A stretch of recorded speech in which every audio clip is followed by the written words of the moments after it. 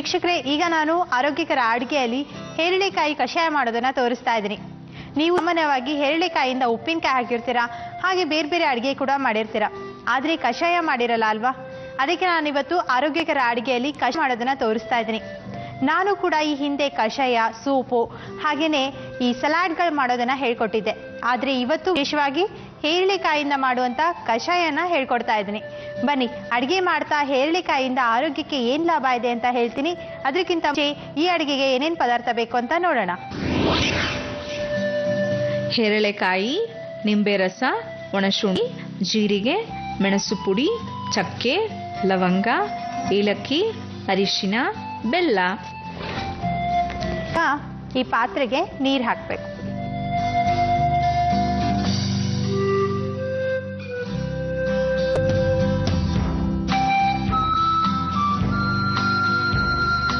ಯಾರಿಗಾದ್ರೂ ಕಾಡಿಸ್ಬೇಕಾದ್ರೆ, ತಮಾಷೆ ಮಾಡಬೇಕಾದ್ರೆ ಏನು ಮಾಡ್ತಾರೆ ಅಂದರೆ, ಇದನ್ನ ಅರ್ಧ ಕಟ್ ಮಾಡಿಬಿಡ್ತಾರೆ.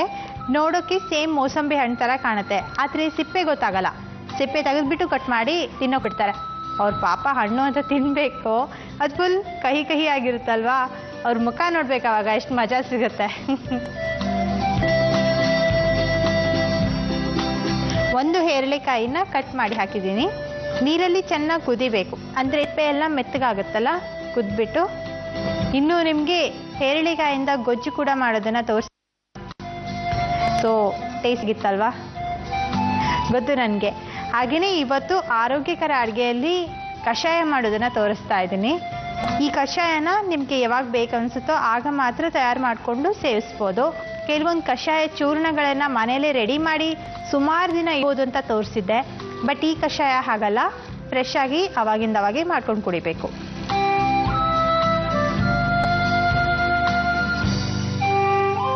ನೋಡಿ ವೀಕ್ಷಕರೇ, ಕುದ್ರೆ ಆ ಸಿಪ್ಪೆ ಬಣ್ಣ ಕೂಡ ಬದಲಾಗುತ್ತೆ, ಹಾಗೆ ಬೆಂದಿರುತ್ತೆ, ನಿಮಗೆ ಗೊತ್ತಾಗುತ್ತೆ.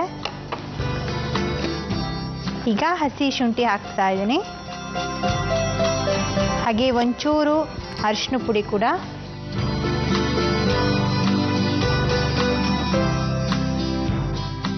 ಚಕ್ಕೆ ಕೂಡ ಹಾಕ್ತಾ ಇದ್ದೀನಿ, ಹಾಗೆ ಲವಂಗ ಕೂಡ,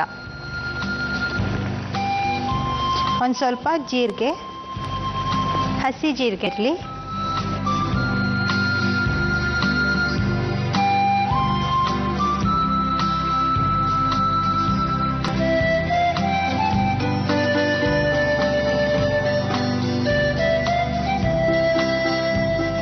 ನೋಡಿ ಎಲ್ಲ ಪದಾರ್ಥನೂ ನೀರಲ್ಲಿ ಚೆನ್ನಾಗಿ ಕುದ್ದಿದೆ.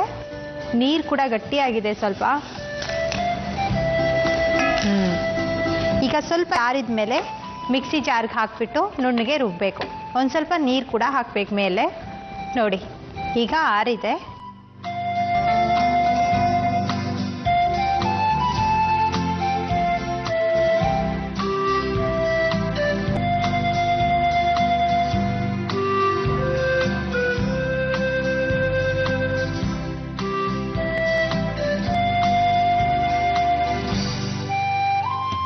ಇದನ್ನ ಈಗ ನುಣ್ಣಗೆ ರುಬ್ಬಬೇಕು.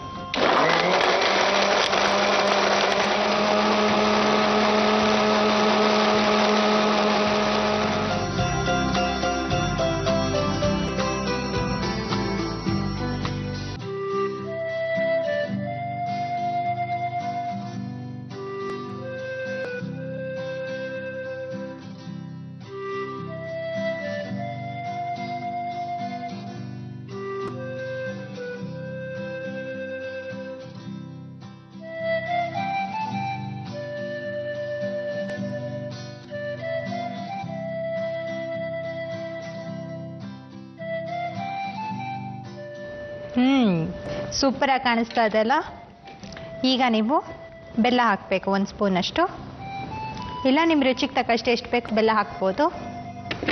ಹಾಗೆ ಸ್ವಲ್ಪ ಬ್ಲ್ಯಾಕ್ ಸಾಲ್ಟ್ ಕೂಡ ಹಾಕ್ತಾ ಇದ್ದೀನಿ.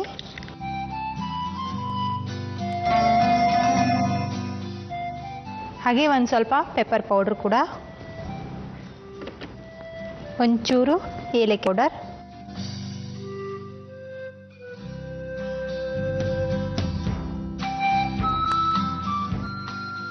ನೋಡಿ ಎಷ್ಟು ಗಟ್ಟಿಯಾಗಿ ಕೂಡ ಇದೆ, ಒಳ್ಳೆ ಜ್ಯೂಸ್ ಕಂಡಂಗೆ ಕಾಣಿಸ್ತಾ ಇದೆ ಅಲ್ವಾ. ನಿಮಗೆ ಸ್ವಲ್ಪ ಬಿಸಿ ಬಿಸಿ ಆಗಬೇಕು ಅಂದರೆ ಈ ಥರ ರುಬ್ಕೊಂಡ್ಮೇಲೆ ಒಂಚೂರು ಬಿಸಿ ಮಾಡಿಬಿಟ್ಟು ಆಮೇಲೆ ಟೇಸ್ಟ್ ಮಾಡ್ಬೋದು. ಇಲ್ಲ ಇಷ್ಟೇ ಬಿಸಿ ಸಾಕು ಅಂದರೆ ಹಾಗೇನೂ ಟೇಸ್ಟ್ ಮಾಡ್ಬೋದು. ಈಗ ಹೇರಳೆಕಾಯಿ ಕಷಾಯ ರೆಡಿ ಇದೆ. ಒಂದು ಗ್ಲಾಸ್ಗೆ ಸರ್ವ್ ಮಾಡೋಣ.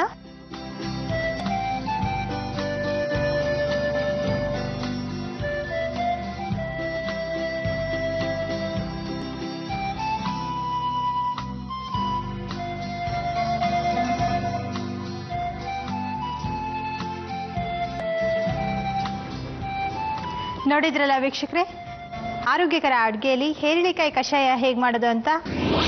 ಹೇರಳೆಕಾಯಿ ಕಷಾಯ ಮಾಡುವ ವಿಧಾನ: ಪಾತ್ರೆಯಲ್ಲಿ ಸ್ವಲ್ಪ ನೀರು, ಬೇಯಿಸಿದ ಹೇರಳೆಕಾಯಿ, 1 ಸ್ಪೂನ್ ಹಸಿ ಶುಂಠಿ, ಅರಿಶಿನ, ಚಕ್ಕೆ, ಲವಂಗ, ಜೀರಿಗೆಯನ್ನು ಹಾಕಿ ಚೆನ್ನಾಗಿ ಕುದಿಸಿಕೊಳ್ಳಿ. ಮಿಕ್ಸಿ ಜಾರ್ನಲ್ಲಿ ಬೇಯಿಸಿದ ಈ ಎಲ್ಲ ಪದಾರ್ಥಗಳನ್ನು ಹಾಕಿ ನುಣ್ಣಗೆ ರುಬ್ಬಿಕೊಳ್ಳಿ. ರುಬ್ಬಿದ ಮಿಶ್ರಣವನ್ನು ಗ್ಲಾಸ್ ಬೌಲ್ಗೆ ಶೋಧಿಸಿಕೊಂಡು 1 ಸ್ಪೂನ್ ಬೆಲ್ಲ, ಚಿಟಿಕೆ ಬ್ಲ್ಯಾಕ್ ಸಾಲ್ಟ್, ಮೆಣಸು ಪುಡಿ, ಏಲಕ್ಕಿ ಪುಡಿಯನ್ನು ಹಾಕಿ ಚೆನ್ನಾಗಿ ಮಿಕ್ಸ್ ಮಾಡಿಕೊಳ್ಳಿ. ಇದನ್ನು ಸರ್ವಿಂಗ್ ಗ್ಲಾಸ್ನಲ್ಲಿ ಹಾಕಿ ಹೇರಳೆಕಾಯಿ ಕಷಾಯವನ್ನು ಕುಡಿಯಲು ಕೊಡಿ.